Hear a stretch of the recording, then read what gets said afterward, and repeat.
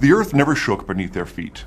We've never found their remains in the rocks, and by some standards, they're not even alive. They're just bits of protein and genetic information that might give you a sniffle for a couple of days, or worse. But they're also proof that even the very smallest things can have an outsized impact on the history of life. I'm talking, of course, about those tiny genetic burglars that you have been asking about for so long. Viruses. There's no fossil record of viruses in the conventional sense. They're just too small and fragile to be preserved in rock. But there are fossils of viruses of sorts preserved in the DNA of the host that they've infected, including you.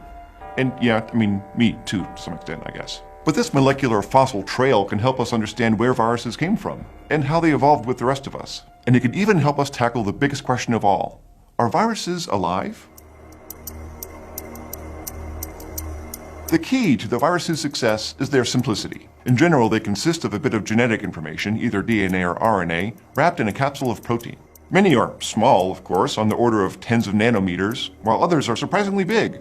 But they all rely on infecting some sort of host to reproduce and survive. We think that viruses have been around as long as life itself, partly because they can infect all forms of life: bacteria, archaea, eukaryotes. And because they're so simple, some scientists think that they evolved alongside or even before the earliest cells. But without real fossils, how can we know the history of viruses?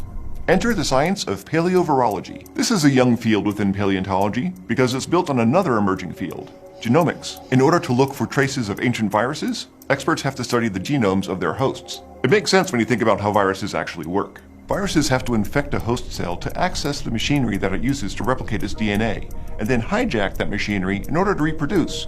Which is like, when I say it out loud, such a scumbag move. The host cell is forced to manufacture new viruses, which then leave and look for new hosts to infect. Except, the viruses and the host don't always exactly part ways entirely. Sometimes the genome of the virus can become integrated into the DNA of the host. And as long as it doesn't cause a mutation that damages the host cell, that bit of viral information may stay there indefinitely. And if this happens in a cell that forms sperm or eggs, then the viral genome can actually be inherited, passed on to the host's offspring with the rest of its genome. So in this way, the viral genome becomes a sort of molecular fossil. And those ancient bits of viral information can also shed light on how old viruses are. That's because ordinarily viruses change really quickly. That's why you have to get a new flu shot every year. A virus mutates so fast that after a few hundred years, not much of the original genome may be left. However, if that DNA is integrated into its host, then it can only mutate as fast as the host does. And since hosts reproduce more slowly than viruses do, their mutation rate is slower too. All this means that the viral gene will be preserved, though not perfectly, for way longer than a virus that's just floating around out there on its own. Now, scientists can use this to help figure out the age of virus fossils. And they do it the same way they study the evolution of other genes, by lining up comparable sequences from different organisms and comparing them. If a sequence of viral DNA is found in two different animals, then they probably both got it from a common ancestor. And that means the virus has to be at least as old as that ancestor. So for example, circoviruses are a group of viruses that are known to cause stomach problems in dogs. And scientists once thought that circoviruses had been around for less than 500 years. But traces of these viruses have been found in the genomes of dogs and also cats and even pandas. So the viruses must date back to before those mammals last shared a common ancestor, which might be as much as 68 million years ago in the late Cretaceous period. So what's the oldest evidence of viruses? Well, one study in 2011 looked at the history of brachyviruses, which specifically infect wasps.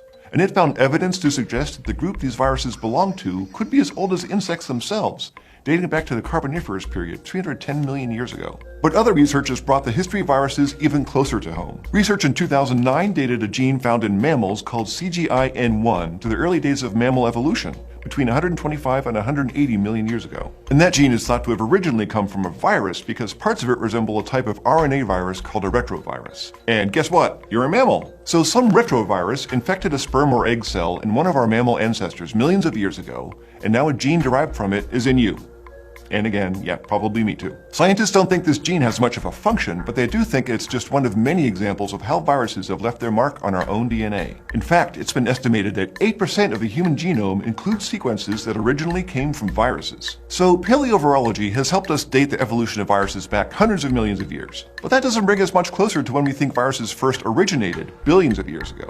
Now, there are a few different models for where viruses came from, and they're still hotly debated by scientists, so just be prepared if you pick a side. One model is known as the virus first model, and it holds that since viruses are so much simpler than cellular life, they must have evolved first. This would mean that viruses are older than the oldest single-celled organisms.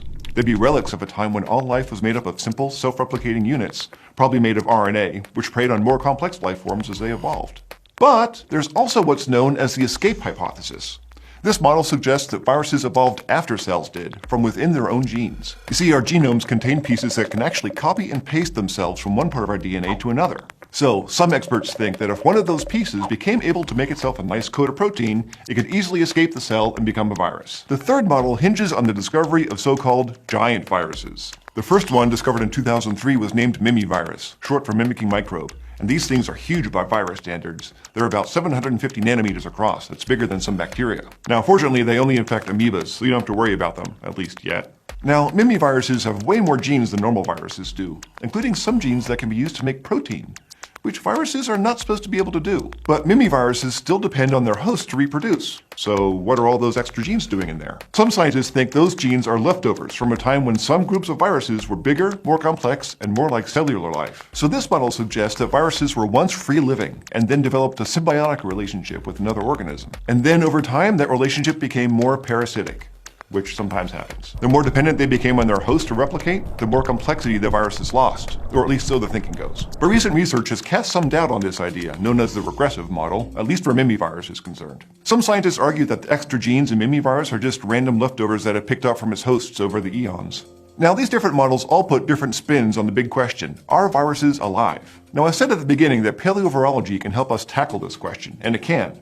But the answer depends a lot on who you ask. Many scientists are content to just put viruses in a sort of gray area of semi-living things. But others are determined to figure out whether they have a place on the tree of life, and if so, where. To answer the question of whether viruses are alive, we need to agree on the definition of life. It's generally agreed that life can reproduce, make energy for itself, maintain a stable environment within its cells, and it can evolve, among other things. So viruses can reproduce, but not on their own. And we've already talked about how viruses can evolve, but they have no way to produce energy, and they can't control their internal environments. And that's why they occupy such a gray area. Because the answer to some questions is yes, and others, no. Now, it has been suggested that while viruses don't occupy their own branch of the tree of life, they might be thought of as like vines that wrap around it, which is an elegant image, if also maybe a little creepy one. But either way, viruses are here. They're in our DNA. They make us sick, sometimes very badly. So there's no denying that they have a place in the